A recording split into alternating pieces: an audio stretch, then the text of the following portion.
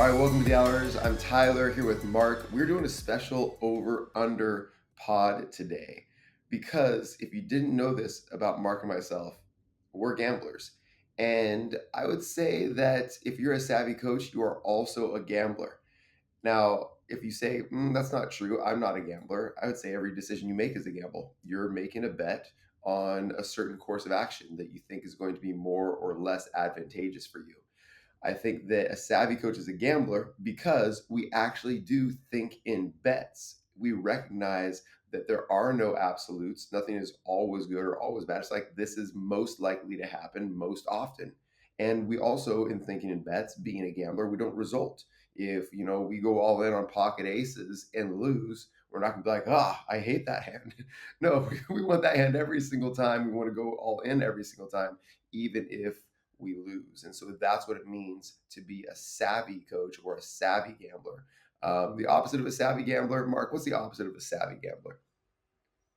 Somebody that would result or Someone that change. doesn't double 11 on a face card because you're afraid of losing. That is not a savvy gambler. That's right. Or yes, or always by feeling, right? So I would say a person that's not a savvy coach or not a gambler would make their decisions based off emotion, not Yeah. values or beliefs. The last three times I hit 16, I lost, so I'm not going to hit 16 this time. And then you mess it up for the entire table. They shun Mhm. you, and you never get to play with your friends again. Yeah, we had a we had a split and then another split and then we doubled both of those and we've got hundreds of dollars on the table and then somebody in third base is like, "Ooh, I don't think they have a face card under there, so I'm gonna stay on my 16." And if you need a glossary for some of the gambling words that Mark just used, just come to our Savvy Coaches Retreat in Las Vegas Yeah. this fall, and Mark will do a special breakout for you all. All right, this is good. So over under. So typically, when sports betting, which I'm not a big sports better, but I have dabbled in sports betting. One of the bets you can make is over under a total amount of points. Do you think that both teams, or a single team, or a single player will score over or under a certain amount of points? And that number that is the line is very often the line that will generate the most action. It's very likely to be quite close to that line. And so we're doing a special over under pod, and this is an over under on coaching. Most coaches, would you bet, do most coaches over use this thing, or is it underused? Do they overcoach this thing, or is it undertaught? We're going over under, and as always, the value is in the conversation. So Mark and I are going to popcorn back and forth. We are going to identify things that maybe are overtaught or undertaught in coaching and make our argument for why we would take the over or under. Please chime in the comments. Please do, as always, like, subscribe, and share this podcast out there. And I would like to know any disagreements or agreements you have with these over-under bets. Mark, are you making the first over-under line?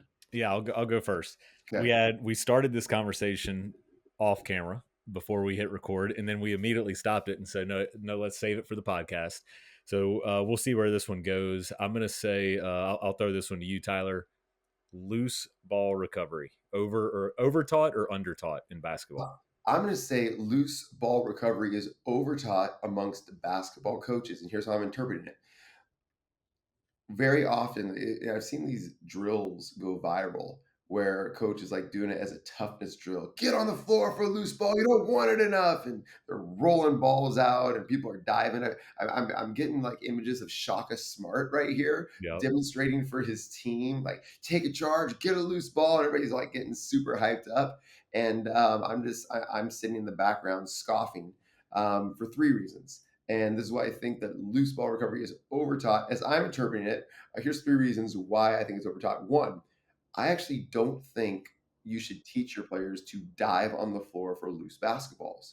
When diving on the floor for loose basketballs, you're drastically increasing your risk of injury. Second, when diving on the floor for loose basketballs, you put yourself in the least advantageous position to do something with that basketball. Passes are often stolen. You're often going to get tied up. Like there's not a lot of like next plays that you can make. Last, I actually think it's way faster to sprint to the ball and grab it up. So those are three reasons why I don't like diving on the floor for loose basketballs, and I think that it's kind of like overdone as a toughness drill. Whereas I don't think toughness is diving on the floor for loose basketballs. I think toughness is like showing up early every day.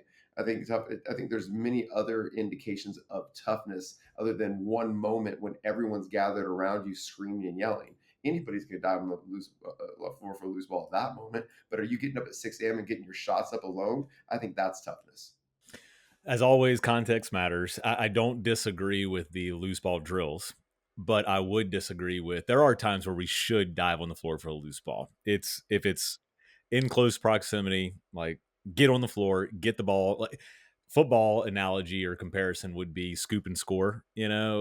Like sometimes if there's traffic, just dive on the ball. If you're by yourself, scoop it and score it. But I'm going to go under, and I'm going to go under because Mark, before you do, let me just say, okay, like, I don't disagree that there are times for my teammates to dive on the floor for loose balls. Go ahead. and then throw it to me so Throw it I to me to get shoot. the Yeah. layup. Yeah, so I can pull up in transition, shoot a three, 1-on-0. Um, I'm going to go under though because as I watch basketball, and particularly on the weekends, watching my daughter's team, AAU team, play right now, so many loose balls are tried. They're dribbled to themselves, or they're just like not aggressively gone after with two hands.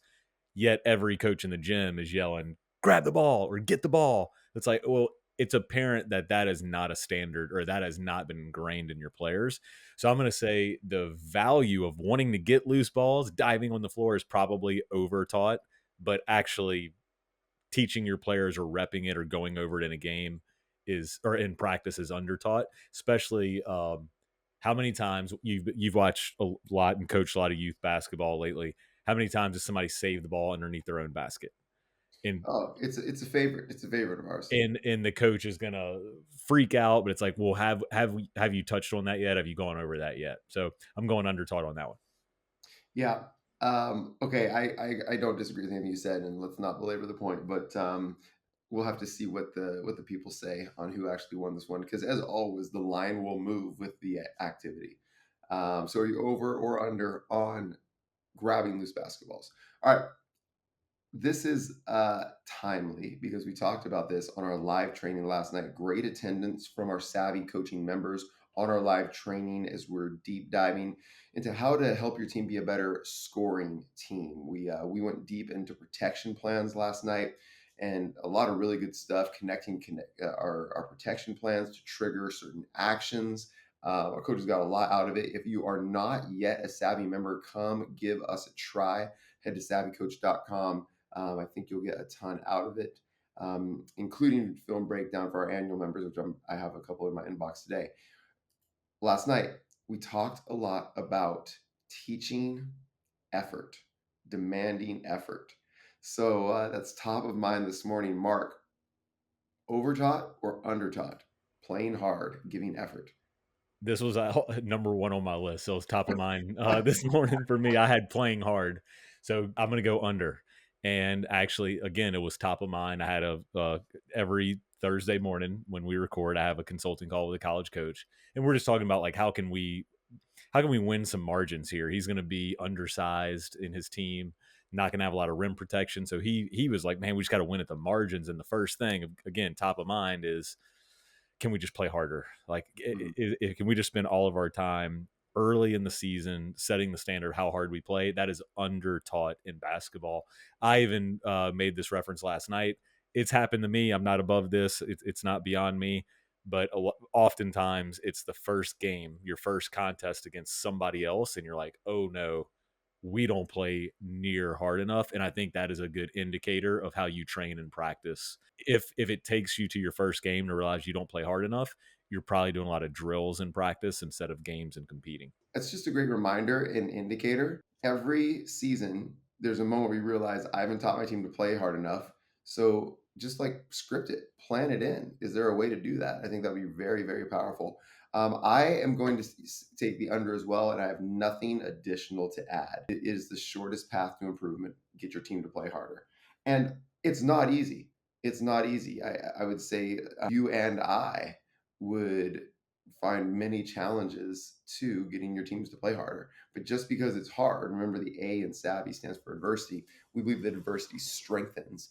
Because it's hard, it is valuable. Not because it's hard, we should shy away from it and try to find something easier. If it's hard, it's valuable. So run towards the adversity. Okay, I'll give you one. Or no, it's your turn to give me one, right? Yeah, I'll give you one here. Yeah, we agreed on that one. We both went We under. did. All Yeah. right, this is going to be this could be undertaught or over undertaught or over under spend enough time on post defense. All right. Overtop. I believe that there's too much time spent on post defense. And I'll just make this very simple argument. It doesn't happen very often in games. Like it's not very often that you're actually defending someone who catches the ball in the post. And it's not very often you play against a team or a player that whose primary weapon is a post player. So I think that is over taught. I know, gosh, I'm even thinking back to my college coaching career when I was an assistant coach. It was a part of we did shell every day when I was a college assistant. We did defensive shell every single day, Was and that a lot of fun as a I player? mean, it was the player's favorite part of practice. Yeah, Exactly. yeah. And so we did shell every day, and a part of shell every day was post defense box drill, where you had to like dance around the offensive player that was stationary, like making a box around him, like step through, sit on him, get the high side, low side, underneath a defensive box drill every single day. So I'm saying it is overtaught, it is overcooked. Man, I was on the fence. This is why I asked this because it could go either way. You almost convinced me of I over. tried. My initial that was my initial reaction was under because again, like there's two ways to find out you have a leaky roof. You get it inspected or you wait till it rains. And I find most coaches will wait till it rains to realize, like, oh no, we haven't even talked about post defense yet. And we're about to play this 6'4" girl or this 6'8" dude. And so, coach, how should we defend them? Right. Or we just got destroyed in the post last night. So, kind of like a playing hard thing as you get exposed there. So, I think it's often forgot about, but maybe rightfully so because it doesn't happen enough. I'll share this text message I got from my good friend. If you're listening to the podcast, you probably know him. He's a friend of ours, actually, a friend of Tyler's too. Doug Novak. He texted me. This was on Monday, I think, and he said he sent me some low post concepts, and he just said post play stuff and sent me some videos. And I said, great stuff. Thanks for the share. And his response was, low post play is not a popular topic these days. So if it doesn't happen a lot, we probably should spend less time on it. So I'm kind of torn on that. I'm gonna, if I was betting, I would probably pass on this one or hedge my bet. But I'm gonna stick with my initial reaction. I'll disagree with you. I will say under because I think it's often forgot about when installing defense.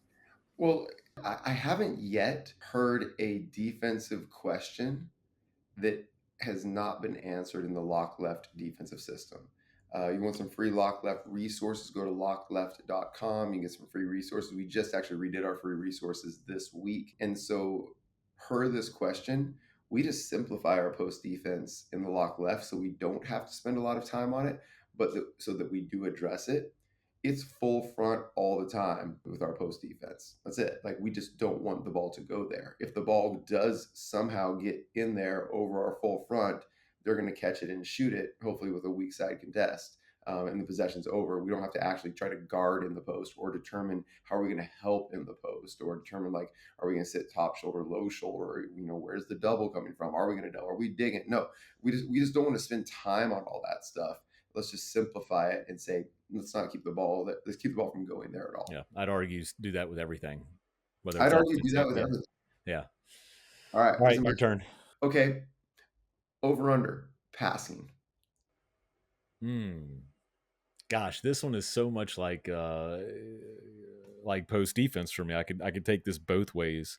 I'm gonna say over, but here's why. I think we do we as basketball coaches, I'll include myself in here, too many block passing drills. I went and saw a Division 1 practice this past season, and they spread out, they partnered up, and they did 2-on-0 passing. I used to do that as well. I would never do that now. because there is no context. If we're not training in context, then it has little to no value. And here's how I know that. Here's how it was illustrated in that practice. They did 2-0, and then they're Division One, so they high major, so they have 19 managers, and they went in and they played defense like 2-on-1, player in the middle drill, and they turned the ball over a bunch. So it's like, well, why did we just wasted 5 minutes of 2-on-0? Let's do that extra 5 minutes on passing. So I'll say over taught would be block passing drills.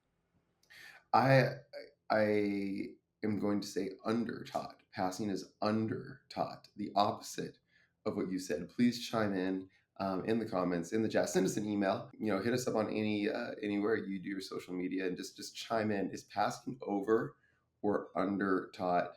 As always, how you define passing really matters. As Mark defined it, with block training, it's overutilized.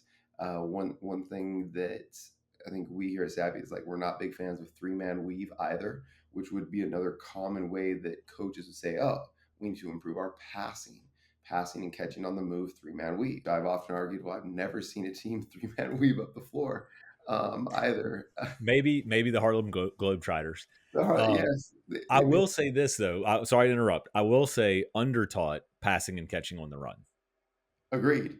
Sidebar, but go ahead, keep going. Well, that's not a sidebar. That's actually my point. So Okay. undertaught, passing and catching on the run is, I think, is undertaught. I would say three things that are undertaught in passing: passing and catching on the run, specifically bombs, what we call bombs at SAVI, which are hit ahead passes to a catch and a finish at full speed. That pinpoint pass, and then the ability to catch and finish without taking a dribble with a trailing defender. I mean, those shots are missed so much. They should be nines and are not made 90% of the time. So that would be one. Second, like clicks. So like 0.5 decisions to move it. We've gone through this on our player development course, which we're deep diving right now. It is undertaught the ability to just click the basketball.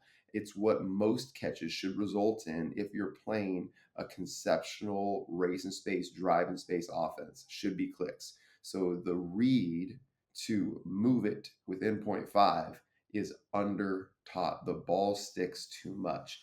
And then the last one would be passing to shooters with pinpoint accuracy. Passing accuracy leads to shooting accuracy. When we recognize, as a ball handler, when we recognize that we've generated a 7 or an open off the catch 3, an extra split second to make sure that the ball hits the shooter in their hands. Like, you think about the great passers. I mean, LeBron's talked about this a lot. Like, he knows where his teammates, different shooters throughout his career, like the ball. Do they like a little low? Do they like a little high? Do they like on the right side, the left side?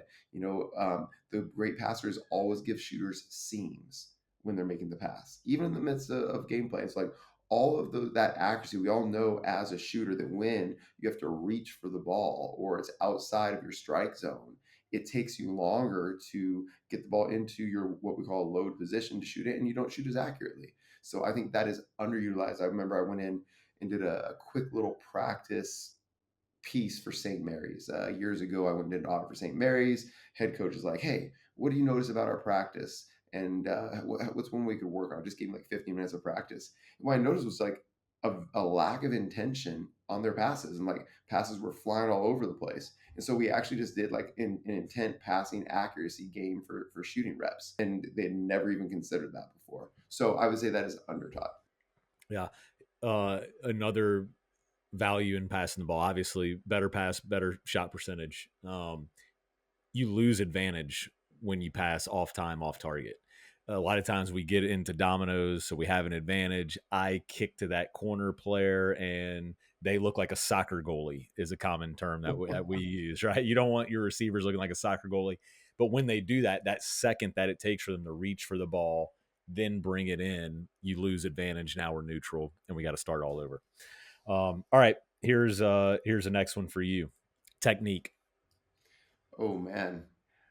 Oh man, that's tough. This is a tough one.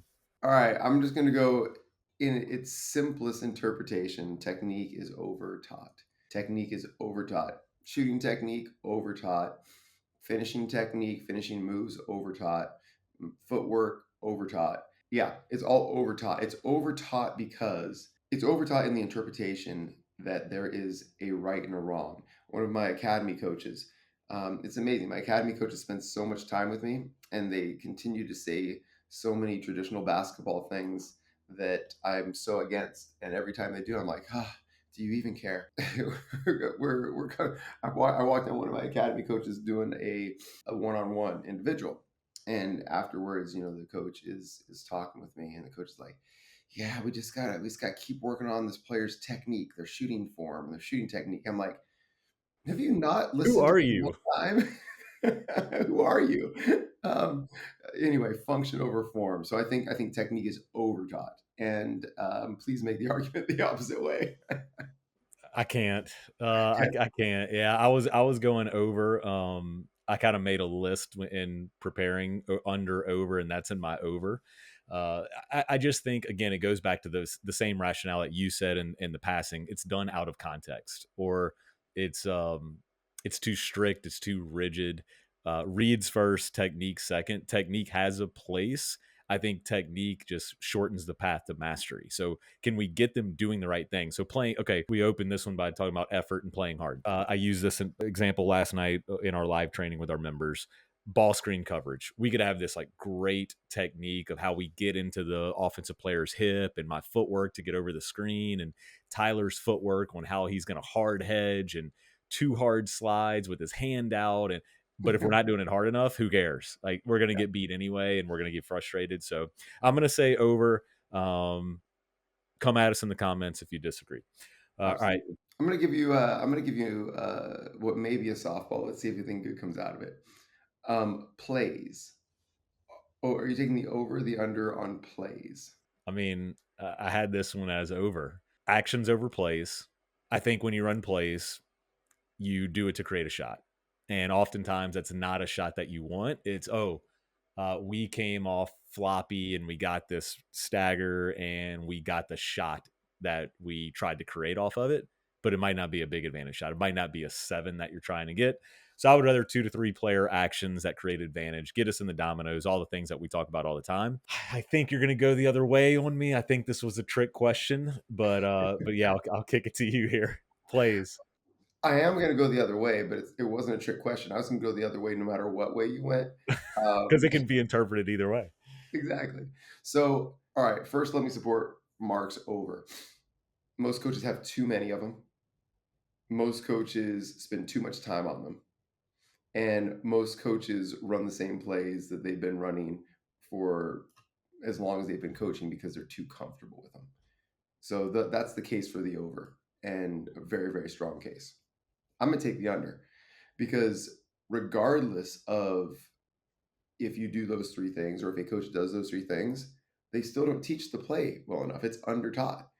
For example, I was speaking with one of our academy players, senior, and talking about how their high school coach has 21 plays, and this player constantly gets yelled at when they don't run the play correctly, and so they've lost the trust of this coach because they don't run the play correctly. But this player is actually pretty smart. She's like, the reason you run a play is to get an advantage, and she's like, in the midst of the play, if they take away what we're trying to do, I just read that and I go do this other thing and I get yelled at, right? And so I'm actually going to say that that coach has undertaught that play or the play because they haven't taught the why of the play. They haven't taught the counter to the play because he still wants them to do option A when option A is being taken away. He hasn't taught them what option B is or what the counter is. So I'd say in teaching a play, there's nothing wrong with running plays. What's wrong is not teaching the why and not providing your players the tools to make reads when the play creates the advantage that you want. At the end of a game when you must score, you probably should have an after timeout or dead ball play to create the advantage for your primary defender. There's nothing wrong with having plays, but I would say plays when utilized are under top. Yeah. Okay. Of all the lock left film breakdowns that you've done, how often does defense do what they're supposed to do as far as in position, move us according to the lock left principles? What percentage of the time do they do that? 100% in a single Yeah, possession? I would say 1%. Do they Okay. do exactly what they're supposed to do? I would agree. Yeah. How many times do we watch film of our own teams and we're like, "Oh, you should be 2 steps over here. You should have had, this angle here." Okay, well, when we design plays, we do it with defense like exactly in mind, right? This defender is going to be here, so we screen here. Well, defense is not going to be there, so I would say I would agree. Again, context matters. Undertaught is maybe counters or adaptability within the plays. Yeah, absolutely. And what's interesting is that's one of the reasons why there's 2 reasons why plays work better at higher levels of competition and work worse at lower levels of competition. There's the obvious one and the one that you probably haven't thought about. The obvious reason why plays work better at higher levels is because you have better offensive players to execute better. They can understand and execute very, very quickly. Okay, here's the one that is not very obvious why plays work better at higher levels. At higher levels, the defense is more often where they're supposed to be. At lower levels, defense is less often where it's supposed to be. Like I'm even thinking like at the youth level right now, which both of us are involved in, you want to go run a high ball screen, half the time no one's guarding the ball to screen. Right. like, Right. or half the time there's 3 people guarding the ball. And Yeah. so why are you running the ball? You know what I mean? It's like the defensive variance is so high at lower levels.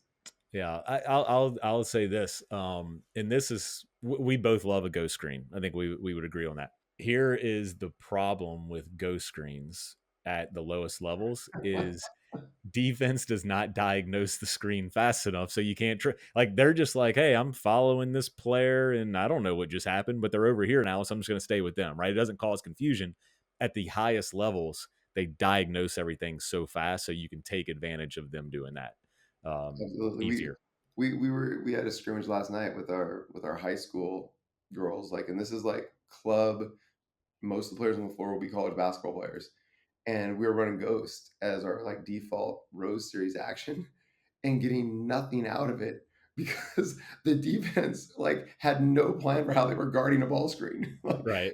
And so there was no hedge to yeah to take advantage of because there was no hedge. We just kept driving in a straight line. So that's the problem with play. Okay, maybe this is a tough one.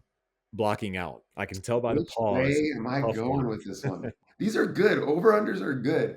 I mean, this would be a fun exercise for your staff. If you were to write down the 8 things, or pick a number less than 10, the 8 things that you care most about as a head coach in your program, and then go to your staff and say, hey, take the over and under on this and why last season, right? Did we over teach or under teach? Did we spend too much time or not enough time and focus on this? And tell us why. I mean, your staff would be much more aligned coming out of an exercise like that as opposed to here's our handbook and here's our culture standards. This like do these exercises are where the learning takes place. We talked about this. Don't worry, I hope to get back to it. You might have to ask me again. We talked about this on our live training last night as well. Telling your team or telling a player the read or when they should use a protection plan in and of itself doesn't have value. The value comes when your team or an individual player or players on your team have done it so much that they can't mess it up under the pressure of competition. And you stopping and telling them again what they should have done has very little value. It just the autopsy of seeing that they aren't making the right read means they need to be put in that situation more often until it becomes automatic. And I think the same goes for, as I connect this back to doing exercises like this with your coaching staff, right? You verbalizing to your coaching staff how you want to guard ball screens is not as valuable as your coaching staff doing exercises or activities on the floor or teaching your players how you want to guard ball screens. Be about it, don't talk about it. So, all that being said, I'm taking the under. It is under taught. Now, I won't even frame boxing out for the people here, and all the problems I have with boxing out. I actually don't teach boxing out. I don't think there's any value in boxing out. I think there's value in rebounding. Boxing out is just one way that one might rebound. There's value in scoring. There's lots of ways to score, but scoring is the outcome, rebounding is the outcome. And I think rebounding, I guess I'm reinterpreting your question. I think rebounding is under taught.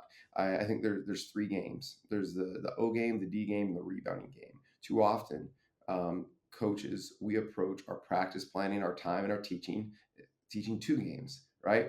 Offense and defense. So if we're looking at like the total amount of time, most coaches might throw in a rebounding drill at less than 33% of their overall focus. Now, we at Savvy believe that you're not just working on offense, you're not just working on defense, you're working on both sides of the ball at the same time. I think that equal in the third leg of teaching all sides of the ball is to emphasize rebounding in all that you do. If we're working on offense at all times, we're working on defense at all times, and we're working on rebounding at all times. And very few coaches are doing that with emphasis and measurement and standards at all times. And that's why I take the under. Yeah. It's funny you went to rebounding. I had rebounding, and right under it, I had blocking out. And I couldn't determine which one I was going to ask because I was going to say rebounding would be under for all the reasons that you said. I mean, let's say a high school game, if you're running race in space, is like 65 possessions. Let's say we turn it over 15 times. Probably too much, but let's just be conservative here. So we're getting 50-ish shots. Our opponent's getting around the same amount of shots, hopefully less, but that's 100 times a game that rebounding comes into play. Even on made baskets, there's still rebounding involved, right? Because great offensive rebounders go on the rise of the shot. Great defensive rebounders will, here he goes blocking out, will check the player that they're guarding to see if they're pursuing the ball. If they're not pursuing the ball, then I don't have to block out. So I was going to say over taught blocking out. I think oftentimes if we get out rebounded, a general approach is, or a general thought would be, oh, we didn't block out enough. But there's probably a more specific reason why you didn't. Maybe you did block out, but you weren't physical enough. Maybe you did block out, but you went too late. And maybe you did block out, and the other player is just bigger, stronger, faster, and the ball bounced a little bit more their way, and there's nothing you can do about it. So over taught, I'd go blocking out. Under taught, I would definitely say rebounding. Rebounding is kind of one of those things that, like post defense, I said is it's like, oh man, we haven't spent a whole lot of time on rebounding, and we play a game next week, or we get exposed with a leaky roof, and then we gotta pour it on and do a bunch of rebounding stuff. If that's you, a 10-minute rebounding drill is not going to make the difference, right? You got to bake it into everything that you do. Let me just go through a 3-point checklist on rebounding. And I want to acknowledge right now, like, I feel like that's where, if my test as a head coach is our club teams, that's probably where I have missed the boat the most, been the weakest. Like, if someone watched our teams play, our teams do not stand out as good rebounding teams. I would say that's probably the biggest weakness. And I'm committed to changing that. But here's the 3 steps that I would encourage a coach working through to become a better rebounding team. Step 1, chase the ball. Can all players at all times give effort to pursue the basketball? That's checklist number 1. Like, just freeze frame on film, right? Whatever your scheme is on the offense or defensive, glass, how many, whatever, can they all just go and pursue the basketball? You're gonna be a better rebounding team. And like, all right, step 2, second effort. Okay, so a second effort would be after, if you're pursuing the ball and your opponent, your adversary is pursuing the ball. Most often, let's talk about your team. Most often, a player will give one effort, run into the adversary in some sort of contact or positional advantage or disadvantage, and most often that contact stops the pursuit. It stops the effort. So then can they just make some sort of second effort? I mean, there's so many techniques there: swim, spin, wedge, whatever. There's so many second efforts, right? But most players don't give the second effort. Just give a second effort. 1, pursue, first effort. 2, give second effort, right? Okay, then the third thing would be, and it's language we use, SAVI instead of boxing out, then it would be erasing. Okay, can we identify who, when, and how we actually want to erase the adversary from the rebounding equation? The rebounding equation is who has more bodies within 5 feet of the ball. That's the equation. So how can we erase one of the opponent's bodies from the equation? Traditionally, the only technique taught is boxing out, and all players should box out. And I think it's just backwards in that three-step process. If you just autopsied or did a black light on possessions through film or direct feedback or at the end of a game or a quarter, and just like, let's get to level one, all pursue, level two, all give second effort, level three, identify and execute erasing strategically. Maybe that's, you have one eraser that's always erasing. Maybe there's one opponent on the other end that you want to erase. Maybe you got some other level of your rebounding mathematics. That's all in roll rebounding in the lock left defense is helping you think through that rebounding equation. So maybe that helps, makes it actionable for you. All right, I'm gonna go. I'm gonna go with a wild card here. Okay, I'll do this one. Body language. Oh, easy. Under for me. Go ahead. I I love it. I love it. you're going over, I have a Okay, feeling. okay, yeah, yeah. Oh man, this is the most we've disagreed on the podcast, but it's been good. This has been That's really the fun. that's the value of over under. Yeah, and a lot of it is like agree to disagree or agree, but I also disagree on this. And it's what we do every day with our savvy coaches. Is like, can we help you shape your lens and be able to coach with clarity in this? Because context does matter, and we always joke that we could answer every question with "it depends," and that is true. But I do think coaching with clarity and with confidence is being able to take a stance on these things and just having a clear reason why, whether Tyler agrees or disagree, or whether you listening at home agree or disagree. Okay, body language. I'm just going to say under because um, I would say most coaches don't spend any time on it. I mean, I would say body language would be a great place to start if you're looking. We're recording this mid-May right now. If you're going into your summer season in high school or college, you're getting your transfer kids or your high school players on campus for the first time. I would establish standards around body language, and here's how I would do that. In a team, your first team meeting, I think it's important to cast your vision on who you want your team to be, but also for them to do the same as players. And like, what team do we want to be? What We're all going to spend a lot of time together. We're going to sacrifice. We're going to put a lot of effort into this. What do we want to get out of it? What do we want the end product to look like? I would just have them group up, write down three characteristics, body language characteristics of a championship team, and three characteristics of a losing team, and just very clearly define that. And now you have your above the line body language and your below the line body language. The players will come up with that standard. All you have to do as a coach is hold them accountable, give them reminders, give them support on them being the team that they want to be. So easy one for me, undertaught. Agreed. I thought you were going Overtime. over.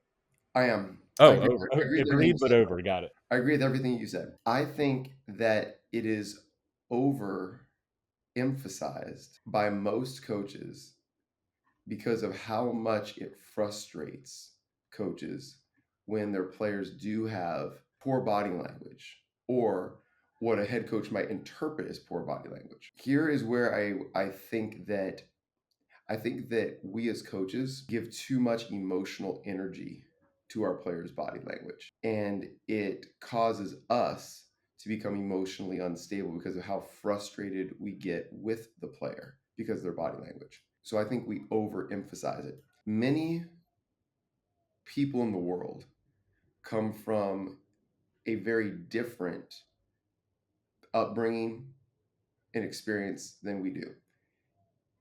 In that, like, there are cultures on this globe that actually providing direct eye contact is a sign of challenge and disrespect.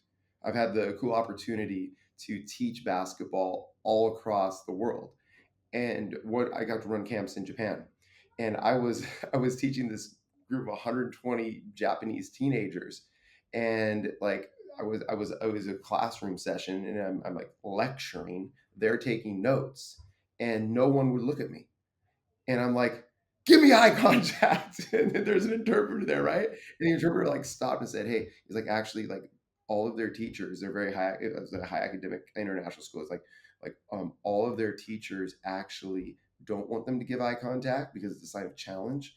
They want them to like kind of like submit. to their authority. He's like, so like they've been asked not to give eye contact their entire lives, and I'm there yelling at them to give eye contact. Right? I didn't have that context. My interpretation of what respectful body language was the exact opposite of their interpretation of body language. Another one. I was working with a player a number of years ago, and I went to just like encourage this young man and put my hand on his shoulder. And every time I went to do that, he would flinch away from me, right? And I'd be like, "Don't flinch away from me, like stand here." And then like I got to know him longer, and like I got to know like he came from an abusive background. It's like every time like an older man would like get around him, it just like brought up like physical abuse for him, right? And I'm like, no, show me respectful body language, stand still, like. And so I just think that sometimes I would take the over just because we think that our interpretation of what good body language is, we just slap on to every situation without understanding context. And it can trigger us without us really understanding what's going on. I mean, those are extreme examples, but like a less extreme example is just like when someone is like very disappointed in themselves, you know what I mean? And they, like I've watched Steph Curry. I think we've all seen this. When Steph Curry's having a really bad shooting game, His he body language is terrible. right? He puts the towel over his head on the bench and just goes into his own place. If we just like turned on the television and got that freeze frame without context, we're like, what bad body language? What a terrible leader, right? But if we like understood the course of his career and like fast forward to how he's going to come back in the fourth quarter, like how he's able to bounce back from terrible performances, I would say his bounce back ability is all time. I mean, even going back to Davidson, I think you can talk about Coach McKillips when he recruited him. He saw Steph Curry have like a 10 turnover first quarter and like bounce back and like win the game. He's like, I can trust that kid. And that's what allowed him to trust him at Davidson when he would, go 0 for 15. He would tell him to keep shooting, right? So his body language in that moment is actually how he bounces back. But if we just say, oh, that's bad body language, I'm going to bench him, you're not going to get the bounce back. So I just think context matters. And that's why I'm taking the over. I think coaches have like an overvaluing of what they think is great body language without context. I know I talked a lot about that, but yeah, it's a hot topic, I think. Yeah, I would say I've been guilty of that too. Here's the body language I can't get over is when somebody walks into the gym with bad body language. Then I'm just like, oh, like you don't want to be here, Yeah, like come on, man, like walk in, like let's go, like we're here to work, we're here to have fun. yeah, Um, but I do think also coaches do overreact to players showing emotion, like showing yeah. emotion, even negatively, is like, hey, I care, like that's why Steph Yes. Curry is doing that. Hmm. He cares, but don't be emotional, like Hmm. don't let's try to avoid a negative play on offense leading to a negative play on defense, and your ability to bounce back is important. I think as you coach your players, you develop that level of trust. I'm just thinking of a lot of the players that I've coached is like I didn't really care if they had bad body language because I know they were going to give really great effort on the next play. It was their way of getting over it and playing with emotion. Yeah, no, that's good. I think that's like a great example of understanding context as well. And so, yeah, I agree with you. And I think that coaches could embrace a little bit more of that nuance. Agreed. Okay, now let's go one more. We're almost at time here, so we'll go rapid fire as much as we can. But I'm looking at this one. I don't know. Uh, transition defense. Under. Yeah, it's the. I was gonna say under two was in my We under. agree. We ended on agreement. We end on it. It's the hardest part of defense, right? Your opponent's points per possession are always going to be the highest there. Spend more time on it. If you can eliminate your opponent's transition points, save you 4 to 5, 6 points a game, it could be the difference in your season. Yeah. All right. How? Real quick, how? And we address this in the lock left defense as well, right? Ball wall danger, ball wall danger. Get someone on the ball faster. This is non traditional. I share a study in the lock left course about defensive proximity to the ball and its effect on points per possession transition. The closer that you get a defender to proximity on the ball earlier, the lower the points per possession in transition. The further a defender is from the ball early in your possession, the more points per possession. So get someone on the ball as opposed to everybody get back and pack the paint. Get someone on the ball. Once you get someone on the ball, get someone on the wall. Take away the nine. Right. That's pretty traditional. And then danger. Instead of everyone find your player, We want to find the most dangerous player in transition, and how we address that in the lock left. I'm not even going to talk about our layer two and hunting passes, but ball wall danger in transition. And then just take a look at your time on your practice plan.